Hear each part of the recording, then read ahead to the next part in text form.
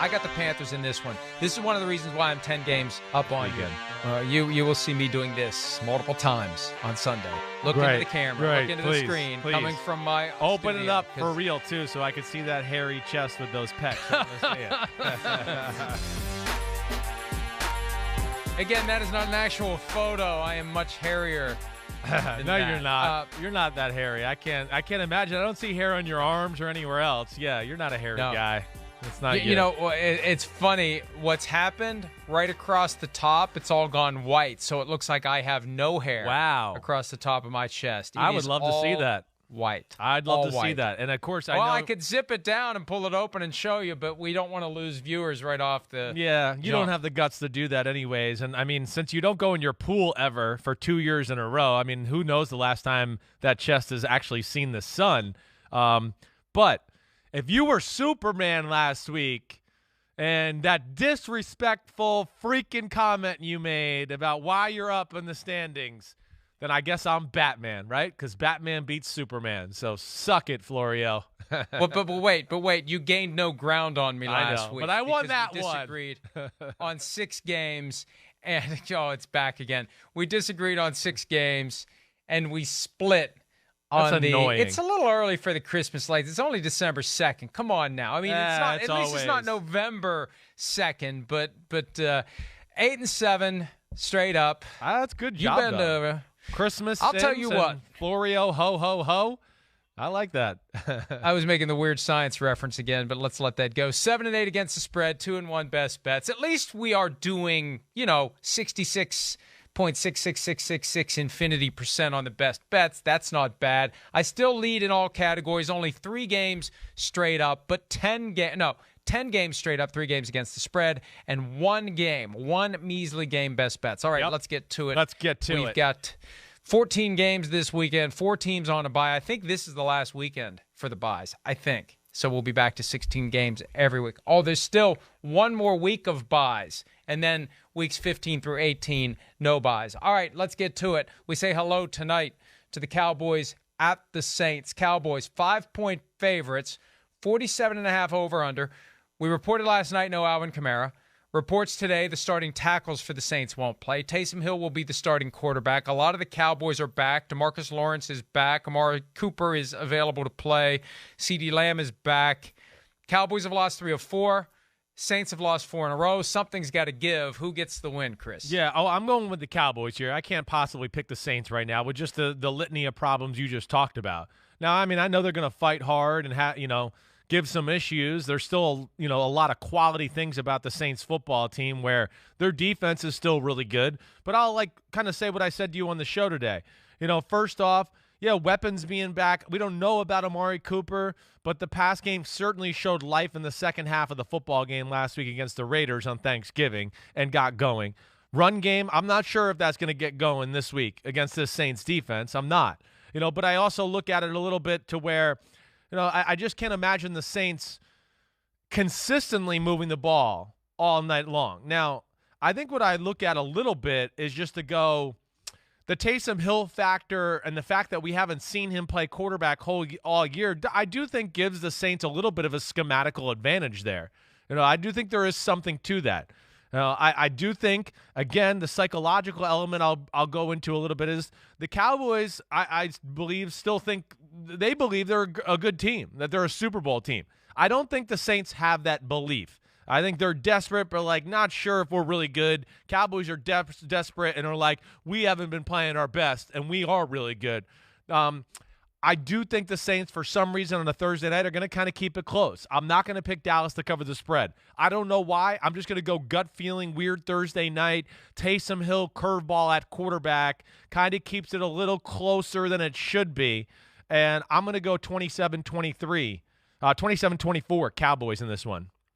Wow. Yeah, that's gutsy because I think the Cowboys, this is going to be one of those reestablish themselves kind of a game. The Saints, the spirit's willing, the flesh is weak. The team is overmatched.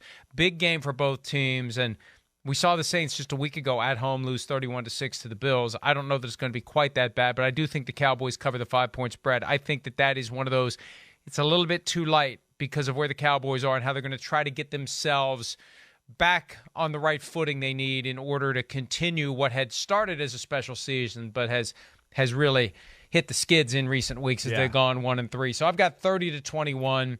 I think we're going to see balance in the running and passing attacks from the Cowboys, even though that Saints defense is not a slouch. It's not going to be enough to overcome the pressure that's placed on the offense with Mark Ingram as the lead dog at tailback. Without Kamara, the tackle's out.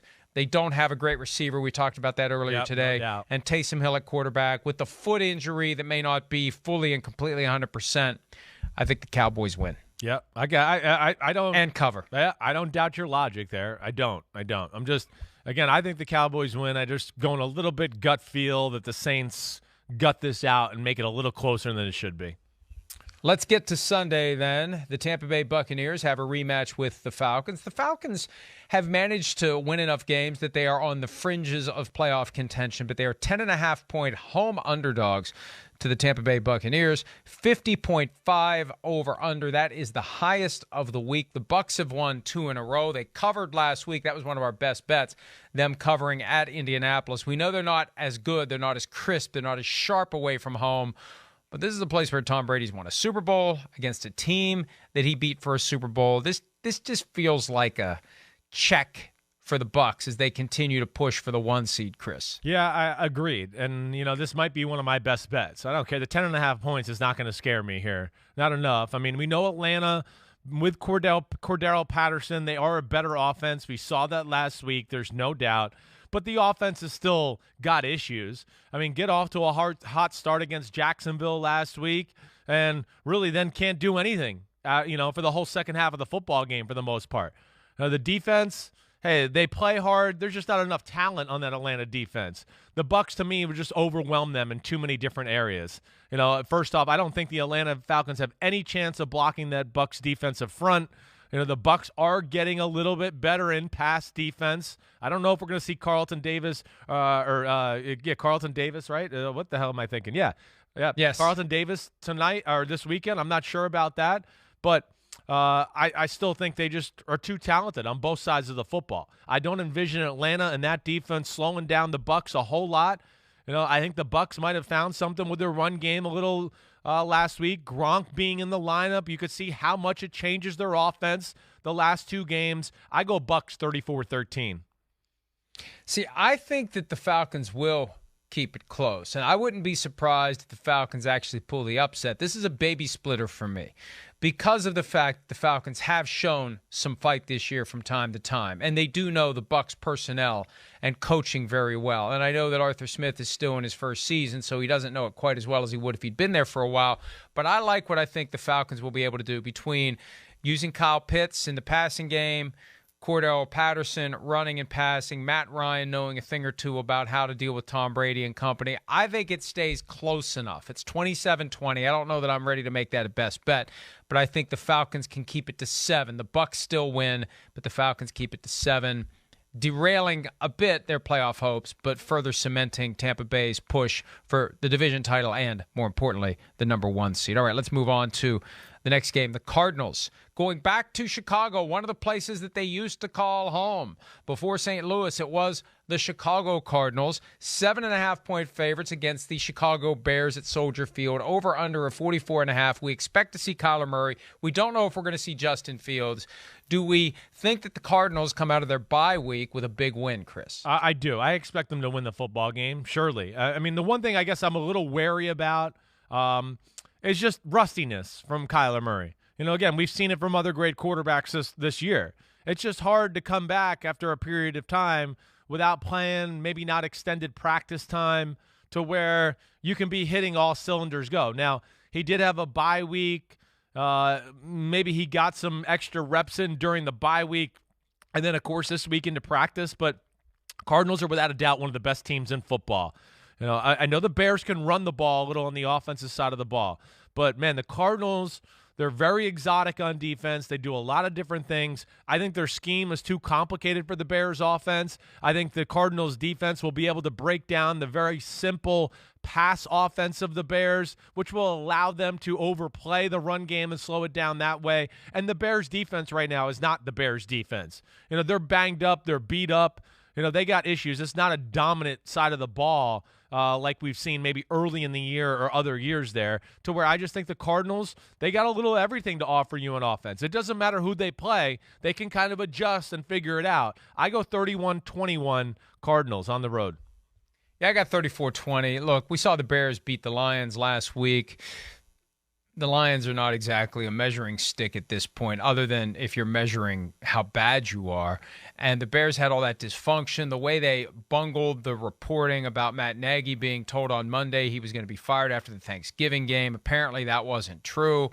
Why didn't they shout it from the rooftops? Just a strange turn of events for the Bears last week, and it's indicative of the dysfunction that envelops the organization right now. I think we're going to see there's a big difference between the Cardinals and the Bears, and it's going to play itself out on Sunday, and the fans are not going to be happy.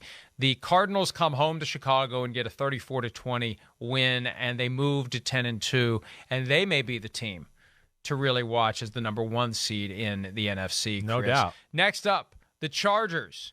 Traveling to Cincinnati, the up-and-down Chargers, don't know what we're ever going to get from them. The Bengals are at home after winning 2 in a row. They blew out the Steelers at 3-point favorites with an over-under of 50. Do you like the Bengals to make it to 3 in a row? And almost as importantly, do you like the Bengals to cover the 3-point spread? Well, I do, both. I do. I'm going with the Bengals here. I've loved they had a lot of positives, of course, before the bye week. I know they kind of went into the bye week on a sour note, but I think they self-scouted themselves and realized what their best way of winning football is. Defense has been very good. There's no doubt about that. They've changed it up or haven't been as predictable the last 2 weeks on the defensive side of the ball. I think that's what's really helped them there. Offensively, it to me is the key is just the run game, the run attempts. They're best when they have rushing attempts. Doesn't necessarily mean they got to run for 120 yards with Joe Mixon, but to me, they're not as good when it gets into Joe Burrow throws it 45 times a game.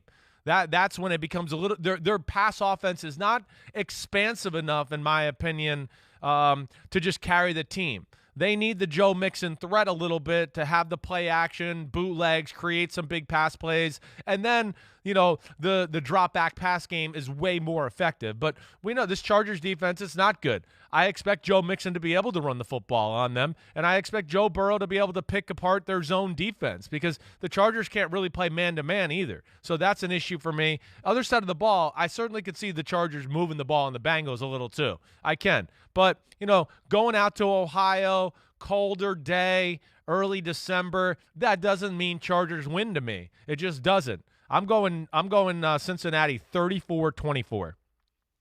The problem with the Chargers is that they really have been all over the place. Yeah. And I fully expected them to go to Denver and win last weekend. And this is one of those where I'm a little pissed off that they let me down last week, so I'm going to hold it against them this week, possibly to my own detriment. But I think the Bengals are the better team right now.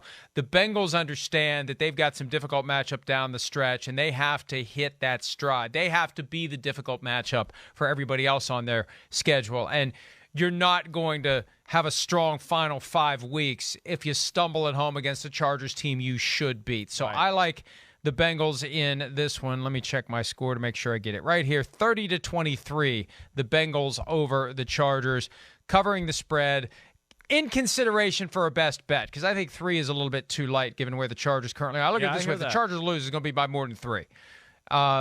Based upon the way they've been playing. Yeah, so I hear that. There's logic Bengals, to that for sure. Viable playoff contenders, and this is their chance to convince even more people that they I'll are. be disappointed Vikings. if the Bengals don't get to the playoffs. I really will. They have playoff talent on their football team. I think they're coached well enough on both sides of the ball. Not that I sit there and go, oh, wow. But if they didn't make the playoffs, that would be a disappointment for me through what we've seen to this point of the NFL season. Think about it. The worst team in the division last year. Yeah. A team that has a head coach who was the subject of rumors he was going to be fired. So intense that the team actually issued a statement on Black Monday saying Zach Taylor is still our coach, which doesn't happen very often. Right. So he's turned it around this year. And maybe even if they have a strong kick down the stretch and steal the division potentially, maybe he gets Coach of the Year votes. All right, the Vikings at the Lions. Minnesota trying to turn things around after a disappointing loss at San Francisco. They are 7-point favorites against the Lions team they barely beat. They had the double-digit lead. They blew it. They needed to pull a rabbit out of their hat and or their butt to beat the Lions earlier this year. They won't have Dalvin Cook. It's Alexander Mattison. 46.5 point over-under. Again, the Vikings are 7-point favorites at Ford Field. Do you think the Vikings win?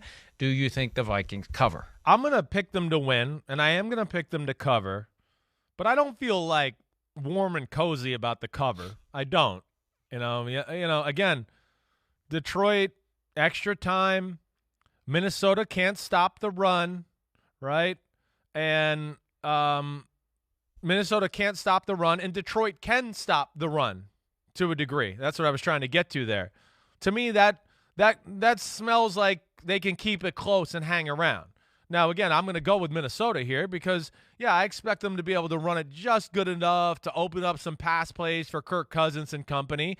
And, on the other side of the ball, yeah, Detroit will run the ball on Minnesota, certainly. I mean, Minnesota's defense is it's not that good, and you can run on them. But you got to make a few plays in the pass game to win these games. I mean, you got to make a few, and that's where I just go to Jared Goff and company, and I go, no, that's not going to happen. That's the aspect that keeps them back from ever winning these close football games. They're just, you'd like your quarterback to be able to make 3 or 4 throws a game when they're there, or even when they're not there. And Jared Goff is incapable of doing that. No DeAndre Swift at tailback. So I think they hang around, and it can maybe be 17-14 with 7 or 8 minutes left in the fourth quarter. But the Vikings go on a drive, put it away, 24-14 Vikings. I got 31-17 Vikings, and I don't expect it to be a wire-to-wire butt-kicking, just more of a gradual, inevitable between Justin Jefferson, the NFC's Offensive Player of the Month, Adam Thielen, Alexander Mattison, who has started 2 games this year and has been over 100 yards rushing in each one. He's got 280-plus in his 2 games as a starter, so there isn't a huge drop-off from Dalvin Cook to Alexander Mattison. There may be a big drop-off if Mattison would get injured, but that's something they need to just hope doesn't happen. But I like the Vikings in this one. They get to 6-6, then they get the Steelers, then they get the Bears. They'll be 8-6 going into I talked about this earlier, the Rams, the Packers will be 8-8 going into the final game of the season. Do they win? Do they lose? Does it matter? Because they'll get splattered by the 2 seed in the first round of the playoffs. All right.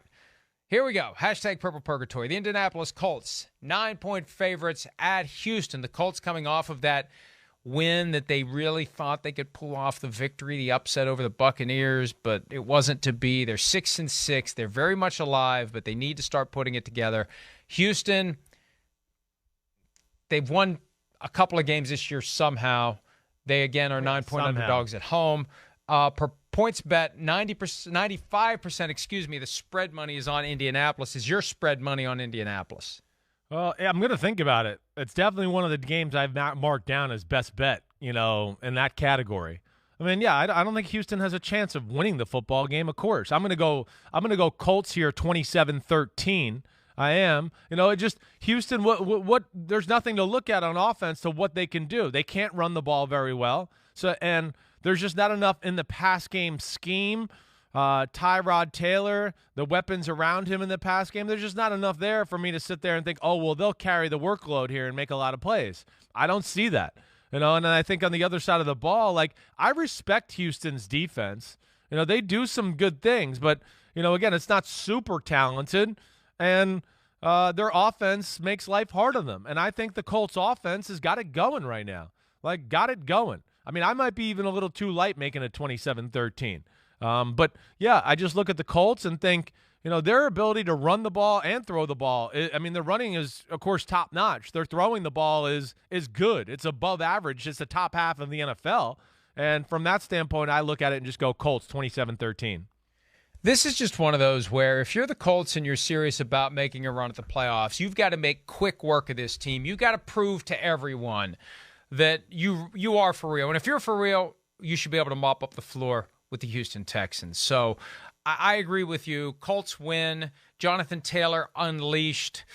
I don't think we'll see another stretch of 20-plus plays without a run play. I think they're going to let Taylor go off. 24-13 is my pick. So the Colts win, the Colts cover, and we'll see if either of us make it one of our best bets. The Giants at the Dolphins. The Dolphins, 4-point favorites. Over-under is 40.5. That's the lowest of the week. According to PointsBet, Miami initially was a 2.5-point favorite. It moved to 5 when it was reported that Daniel Jones wouldn't play. It's back to 4 since Daniel Jones participated in practice on a limited basis with that neck strain. We don't know at this point, as we're doing this, whether or not they're going to have Jones. Who do you like, regardless of whether it's Jones or Glennon? Do you think the Dolphins extend their winning streak? Yeah, great familiarity with both of these coaching staffs here. I think that's the one thing I look at. I would not be shocked if the Giants upset the Dolphins. I would not. Now, I'm not going to pick it. I'm going to pick the Dolphins to win the football game. But there's a few things I look at to go, we'll see how it goes. Listen, if the Dolphins dial up these all-out, all these people at the line of scrimmage type of defenses that have made them famous here, right? I would be shocked if the Giants don't have some answers for it. And with a Kadarius Toney and some of the weapons they got on the outside, I think they could strike a little fear into Miami that way.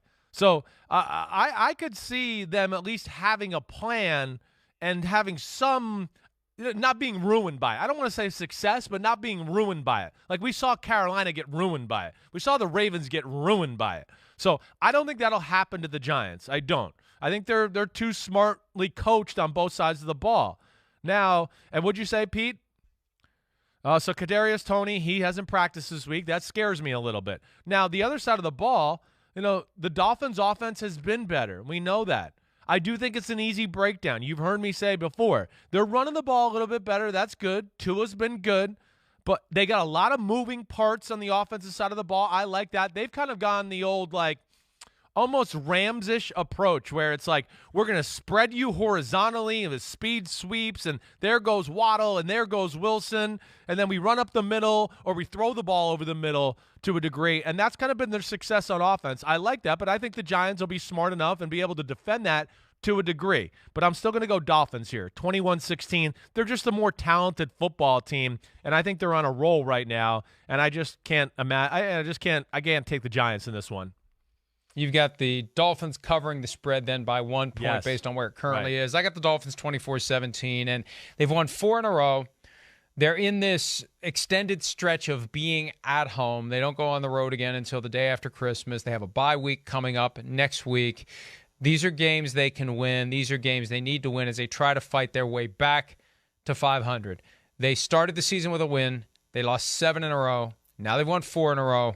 And I think they get to 5 in a row, and they beat the Giants, who are kind of all over the place, but more bad than good right now, especially if they don't have Jones. Or even if they have Jones and he's limited in any way. Right. Let's say he takes one weird hit, because we know he ends up in the fray. He takes one weird hit, and maybe he's done for the day. So that's something to keep an eye on as well. All right, last game in the 1 o'clock window, the Philadelphia Eagles back at MetLife Stadium for the second straight weekend. They lost to the Giants, a game they could have won.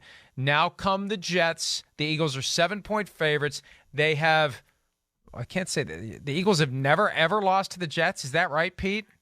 They've never, ever, ever lost to the Jets. That is amazing to me. The Eagles have never, ever, ever, ever lost to the Jets, dating back to 1973 when they met for the first time, 11-0. Does that go to 12-0, Chris? Again, 7-point favorites, over under 45. Who do you like? I expect them to win. I do. I don't know how pretty it'll be. And Jalen Hurts' ankle issue scares me a little. I do think the Jets' defense can hang around this one and make, the Jets put a lot of people at the line of scrimmage. It's almost always kind of an 8-man front, 8 people in the box. And they have a little speed in the front 7 to where, I think they'll be able to defend the run game / Jalen Hurts, run game along with that. I do, and I think it helps them the fact that the Eagles' pass game is basic. I mean, it's basic. It's basically just take one-on-one shots. It's like first week of installation type of pass offense from the Eagles. So from that standpoint, I go back to the logic of then, the Jets, I think, will feel comfortable defending the pass game and be able to put that extra egg into the let's stop the run basket. But the other side of it is, and why I can't pick the Jets, is like the way to beat the Eagles is throwing the football. That's what you're going to have to do. And I just don't think the Jets are good enough at throwing the football. Zach Wilson's a little all over the place. He did not play good in the first half last week. He kind of got to go in the second half.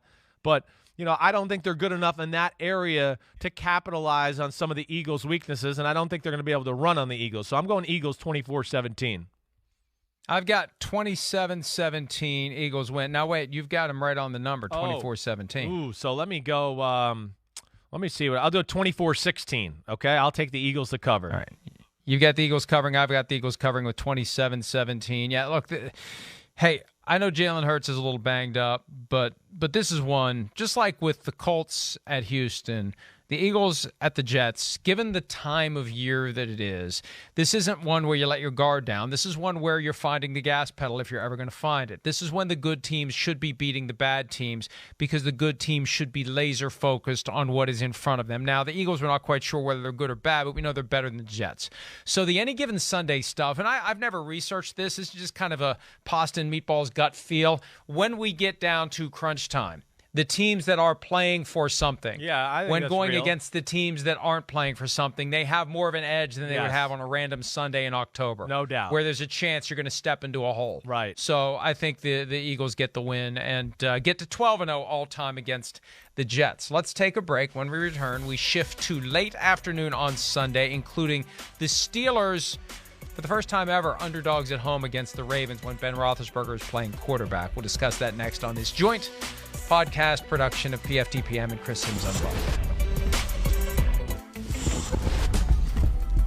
It's PFTPM and Chris Simms Unbuttoned, presented by Under Armour. We shift to the late afternoon games, a handful of them, and let's start with the one that has the biggest point spread of the week. Even though the Rams have lost 3 in a row, they are hosting the lowly Jaguars. It's a chance for Jalen Ramsey to exact a little vengeance upon the team from which he demanded a trade. The Rams are 12.5-point favorites, 47.5 over-under. Chris, do the Rams finally end their 0-3 slide since they went all in and traded for Von Miller?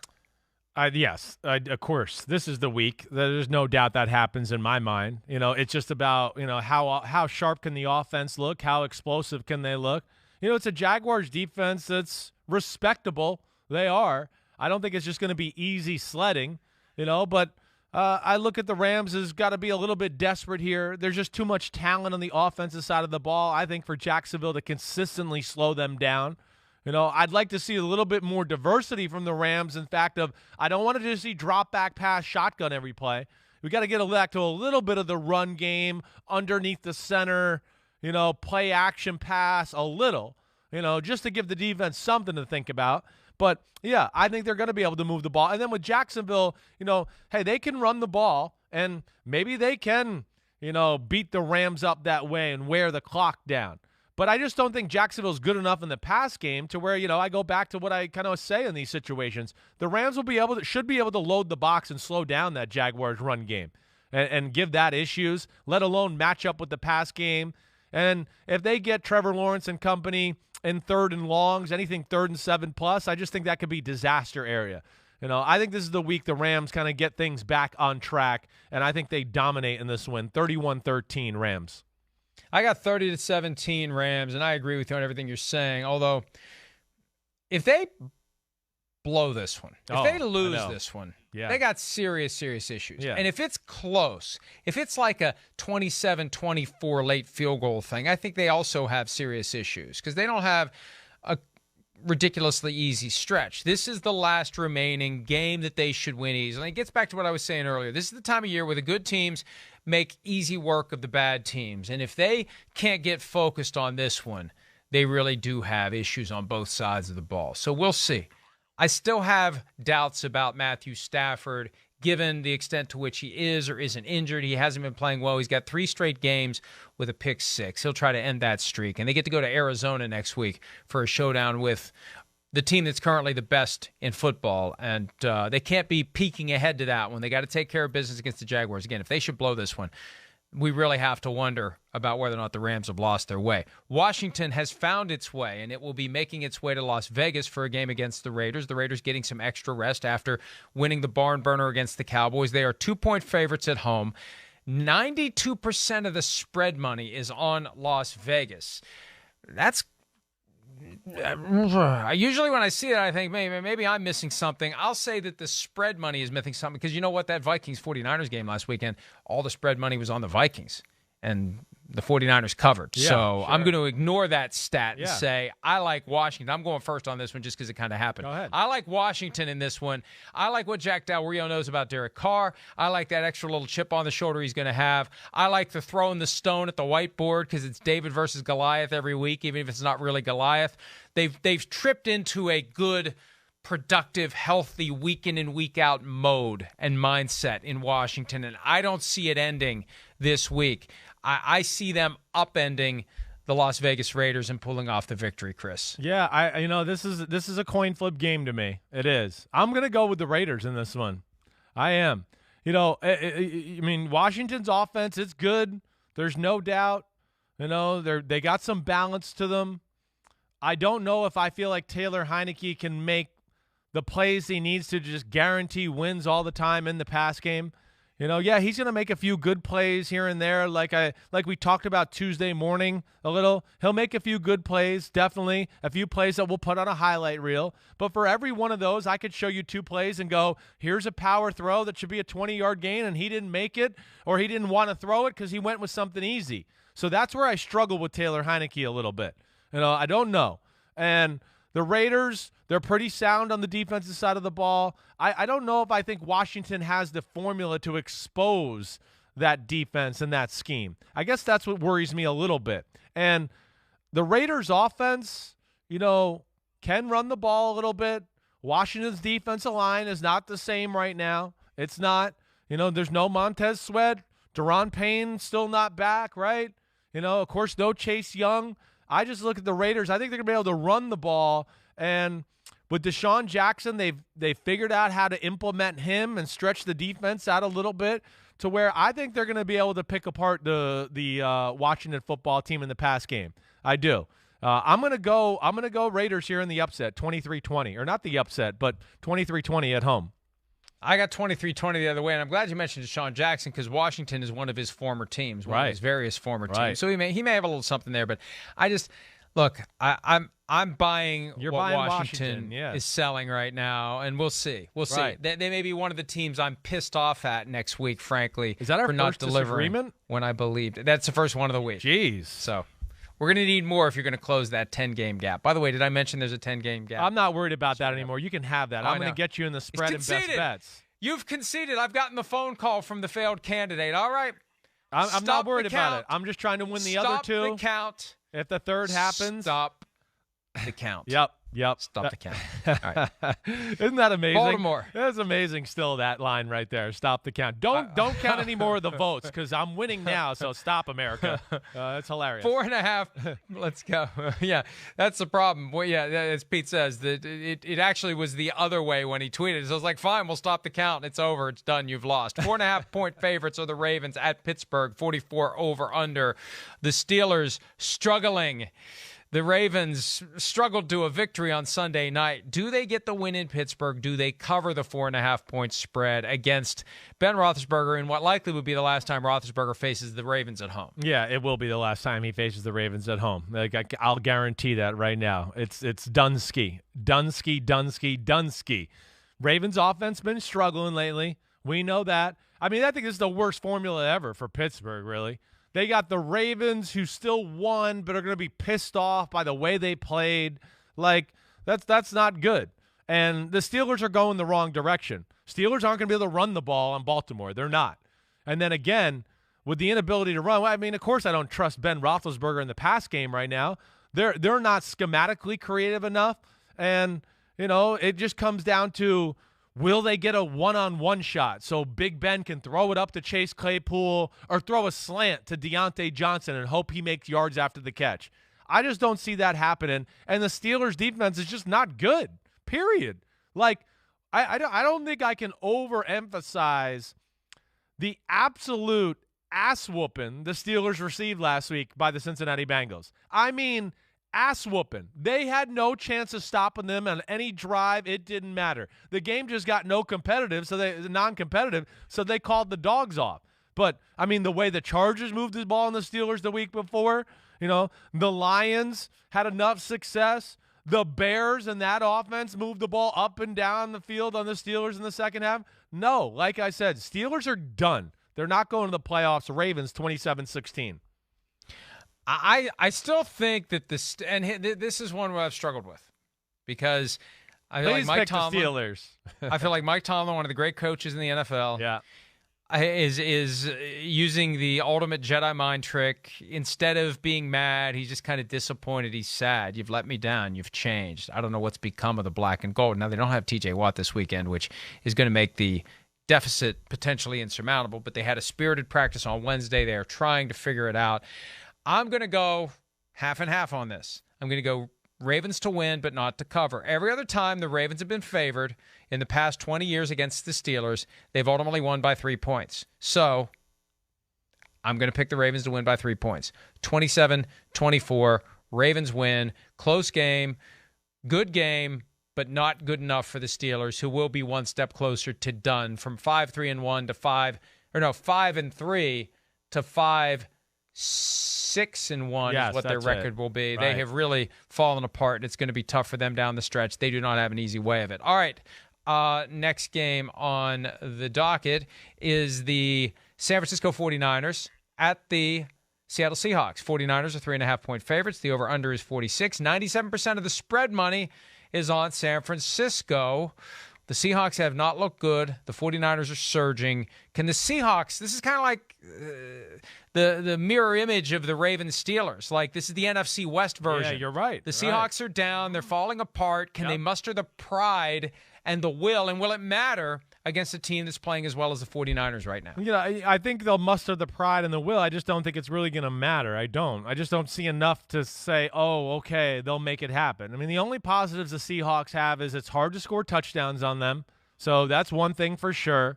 You know, and then, yeah, they got Russell Wilson and DK Metcalf and Lockett, but none of them are hitting all systems go right now. I mean, we know Russell Wilson's not. They can't even get the ball to DK Metcalf. They're an embarrassment that way. An embarrassment. And you know, the one thing I guess that gives me just a slight bit of trepidation as far as how much the 49ers win by is, no Deebo Samuel. I mean, that stinks. No Fred Warner.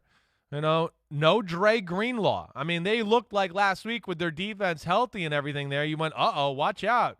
Here come the Niners. You know, again, and we got to remember, you know, two of the Vikings touchdowns. One was on a short field from a Jimmy G interception. Another touchdown was a 100-yard kick return. So the defense has got it going. Shanahan's got it going. I still think they win, and I'm going to pick them to cover the spread. I just think it'll be ugly. I'm going to say 27-17 49ers. I've got the 49ers in this one, 20-13.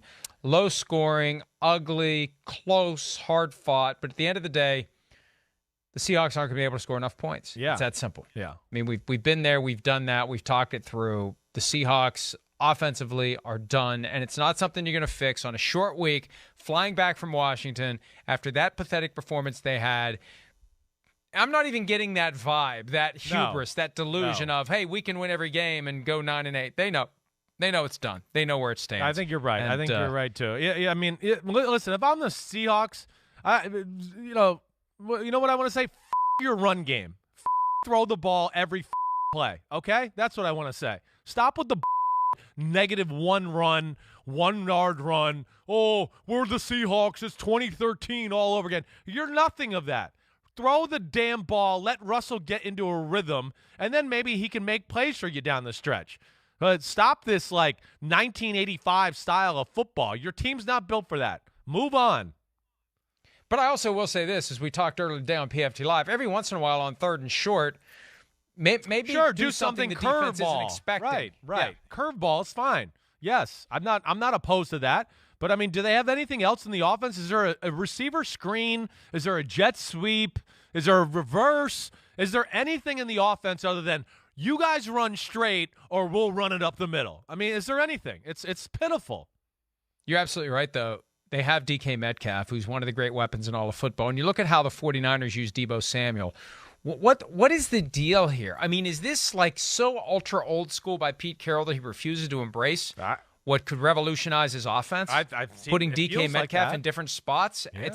I'd love to know the conversation between Shane Waldron and Pete Carroll when Shane says, I've got these ideas, and Pete says, nah, that's not how we do things. If that's what's happening. Right. I'd just love to know where the short circuits are that are leading to this offense that we're seeing, because I don't think we expected it, and it just leads to, I think, the inevitable divorce between the team and Russell Wilson, or the team and Pete Carroll, if that's the only way to keep Russell around. Yep. Let's take a break. The primetime games, including a long-awaited duel between the Bills and the Patriots for supremacy in the AFC East. We'll do that next here on PFTPM and Chris Simms Unbuttoned.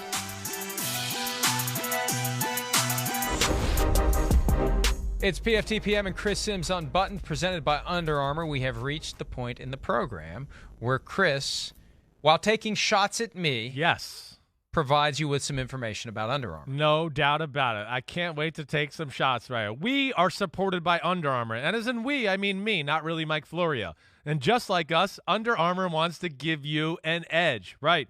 Listen to Florio. He'll give you a little bit more of an edge than me, for sure. They are focused on performing better and taking their game to the next level. Everything from running shoes that propel you forward to hoop shoes like my Steph Curry's that I got that give you insane grip. They even make hoodies that reflect energy. I wish I could get one of those and reflect Florio out of my life. We're not just about the end result, winning or glory. Under Armour is about the hard work, the dedication, the cycle of training, competing, and recovering. We give you advantages, but not shortcuts. The only way is through. Like that one? We must protect this house. We must protect this house. Thank you. Good. I like to take shots at you there. I know you know it's not personal. I know you do. That's fine. I know. We've been doing this for 4.5 years. If we were ever going to have any issues, we would have had them by now. You're right. Now watch. We'll get into some big Now fight we'll get divorced and we won't like each other. I won't want to speak to you ever again. Here we go. Broncos at the Chiefs, the game that was flexed into Sunday night by the National Football League. The Chiefs are 9.5-point favorites. The over-under is 47. The Broncos have lost 11 straight to the Chiefs. The Chiefs are coming out of their bye, and we know how good Andy Reid is coming out of the bye. And the Chiefs see the opening. They see the opportunity. They see the one seed smiling at them. Do the Chiefs win? Do the Chiefs cover, Chris? I do think they win. There's no doubt about that. You know, I guess I'm a little scared as far as what it comes down to the cover aspect of it. 9.5 is a little much for me. You know, we've seen Vic Fangio give this Chiefs offense some issues. I mean, Fangio, to me, is one of the masters in football of breaking down pass defenses. That's where he's great, let alone he's got, you know, like I said earlier today, a secondary that can back it up with his coaching. You know, 2 really good safeties. They got 3 good cover corners. Surtain's looking like a superstar out there. So I think between scheme and players, I could see them giving the Chiefs some issues. Now, will the Chiefs stay patient with the run? They've gotten the run game going here as of late to where you got to respect it, and that is an issue with the Broncos defense. I guess I just want to see that a little bit more before I believe they can just blow a team out like the Denver Broncos. And I guess the other aspect is this, Mike, and you heard me say this on the show today. Chiefs defense has been very good. I mean, it really has. I mean, what they did to the Cowboys, right? That was impressive. I know Aaron Rodgers and company, you know, it's not that great, but what they did to the Raiders, it's a solid offense. You know, it's a good showing. They're aggressive. They're in your face. They're all about kind of crowding the line of scrimmage, getting in your face and coverage. But I think that can be scary a little bit with the Denver Broncos. They got some weapons at wide receiver to where I think they could maybe beat some of these, you know, corners one-on-one down the field. To me, it's just, can Teddy get it there? Can Teddy be aggressive? Or is he going to be too worried about being blamed for the loss and play the politics of the position? That's what bothers me about Teddy sometimes. You know, yeah, he'll step on the pedal once they're down by 14 or 20 in the fourth quarter, but it's too late then. Now, he's the king of that. If he's willing to be aggressive early on, I think they can hang around. I'm going to take Chiefs 24-17. And when they played the Packers, Aaron Rodgers didn't play. That's that what I meant to say. Game, I know. Sorry. Yeah. Didn't spit it out. But right. They held them to 7 points, and they have been playing better defensively. Yes. It was historically bad earlier in the year. Yeah. I can see the Broncos, look, this is their chance. This is their visit to primetime. And they're not there because of the Broncos. They're there because of the Chiefs, frankly. Remember that from 3 years ago when Kirk Cousins was trying to get the Vikings fired up against the Bears? They're in primetime because of us. No. And they're definitely not there because of the Broncos, but this is their chance, and I could see them maybe being a little more aggressive offensively. I got 31-21. I just think that it's going to be harder and harder to shut down this Chiefs offense. They've had more time to work on it. I'd like to think they spent the last 2 weeks self-diagnosing and pushing for ways to get better and working and getting ready for this stretch run that really does have the top seed in reasonable grasp for the Chiefs. So I got 31-21 Chiefs win. Monday Night Football. Ooh, baby. Very compelling. We've been waiting for this one for a while. They play twice in the month of December. It is New England at Buffalo. The Bills, 3-point favorites at home, over-under of 43. The Patriots have won 6 in a row by the margin of 211-63 in those 6 games. That's about 35-10 per game on average. Do the Patriots get to 7 in a row on Monday night, Chris?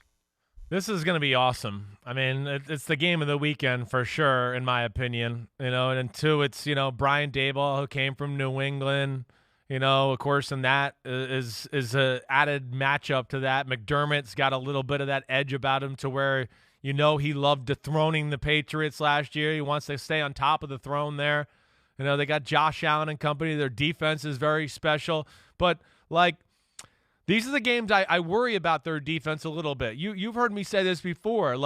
The Colts game, the Titans game, when I look at those games, the one thing they have in common there, right? And I'm not counting Jacksonville. That was a weird game as well, and there's whole different issues there. But, when the Bills have to, we might get overpowered in the run game because we're not quite big enough up front, and they have to stop all that. Hey, listen, they can stop it. They can. But not against teams, in my opinion, like the Colts or the Titans or the Patriots, where there's a good enough passing game to go, wait, you're going to try to do all of that to stop the run. We're good enough to throw the ball to get yards here against these looks. We're not going to be stupid and just still run the ball against you. So that's where I look at it, and I think Buffalo's D is a little bit in a mismatch situation, especially with no Tre'Davious White. And then, the Bills on the other side of the ball, Dayball's going to have knowledge of the Belichick defense. I get that. But they can't run the ball. It's just too one-sided. And to me, when it's that one-sided against New England, and I think New England's defense will probably be pissed off with the way they defended the run last week. They're going to want the throne back. They got a J.C. Jackson, who I think is as good as any corner in football, who can match up against Diggs and company. I'm going Pats. I know Josh Allen will make a few plays and make this interesting. I'm going Pats 23-20. I got 27-23 for all the same reasons that you are expressing. One thing you said a few weeks ago that resonated with me, the Patriots defense this year has the flexibility to match up with whatever offense they face. Right. So they can take away what the other team does best. And the problem with the Bills, they're one-dimensional. They don't run the ball well. Yep. So take away the pass, dare them to run. They're not going to run, and they're not going to score enough points to overcome that very methodical, mechanical, make a play here, make a play there, otherwise just kind of grind it out Patriots offense with Mac Jones, basically a video game character out there, robotic, but running the offense the way that Josh McDaniels wants it to be run, the multiple options at tailback. I think that this is one where we would have said in September this one's going to go very differently. Right. I would have thought in September this is going to be a slaughter. I think it's going to be the Patriots. A game that's going to be close, a game that could go either way, but this is one where Bill Belichick proves why he's Bill Belichick, and he wins the game 27-23. Yeah, I agree with you there. I mean, hey, listen, I know there's the GOAT down there in Tampa, but the Shepherd's pretty damn good too, all right? And that's what we got. I mean, Belichick's amazing. I don't know what else to say. The way he's rebuilt this team in 1 year, a quarterback like this, they've just gotten better and better, and I know we've said it a lot. It just, damn, if it doesn't seem like 2001 all over again, then I don't know anything. I'm amazed by them. I really am. And you know what? I find myself now rooting for them on a weekly basis because it's just kind of cool to see what they're doing and how they're playing. I just have so much respect for Belichick. This may be a case of Chris Simms Accidental Scholar, because the goat would want to leave the shepherd because the shepherd has a bunch of sheep. The goat herder is the one that would want to You're right. manage the goat. Okay.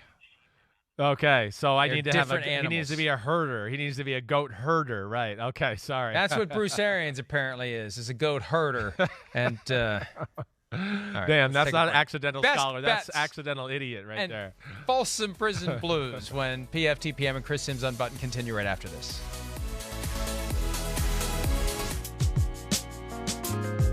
Wrapping up the Week 13 Megapicks podcast, PFTPM and Chris Simms Unbuttoned, presented by Under Armour. By the way, Chris wanted me to point out that Daron Payne of the Washington football team is not injured. It is Montez Sweat who is on injured reserve, so they will have Daron Payne.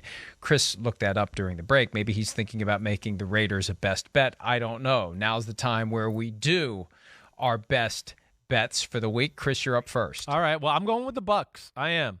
I just think they're in another class than the Atlanta Falcons. I do.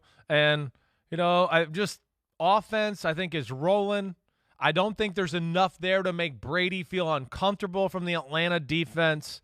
And, the other side of it, I just don't think there's enough there on Atlanta's offense either. I think what concerns me more than anything is just them getting overwhelmed up front. We've seen that a few times this year with Atlanta's offensive line. We saw it against New England a few weeks ago where they have no chance. And I think that's what worries me. And I got the Bucs winning 34-13, so I'm going with them. If this was in Tampa, I'd say yes, but I can't trust the Bucs to be a double-digit winner on the road. Yeah, so I'm not going that way. I will go with the Bengals. Ooh. Not the Bengals, but the Bengals. Giving 3 to the Chargers. It may as well be pick 'em. If the Bengals win, they're going to win by more than 3. I like the logic there. I know what you mean. You're right. If they're going to win, they're going to win by more than 3. I do understand what you're saying there. I thought about the same thing. I mean, when you said that before, I was like, ding, ding, ding. I was like, you're right. I mean, it's not going to be if they win, it's going to be by more than 3. I would be shocked if they're down and have to do something like that and win by 1 point or whatever. So is that your next one? No, it's not. I don't trust it enough. I just don't. I need to see a little more from the Bengals defense to where I can feel comfortable to pick them. I worry about the Chargers moving the ball too much. Colts over the Texans. I'm going with the big spreads. I know. I'm going with them. I'm riding the numbers. The numbers are high for a reason. I like to be high, and let's go, baby. Here we go, Colts. Tonight. Dolphins giving 4 to the Giants. I think they're better than the Giants. I understand the coaching matchups and whatnot. We don't know whether it's going to be Daniel Jones or Mike Glennon. Dolphins are hot right now. Dolphins giving 4 to the Giants. Yeah, I got you. Yep, I see your logic there, too, and they are better, plain and simple. All right, next one is I'm going with the Ravens. I am.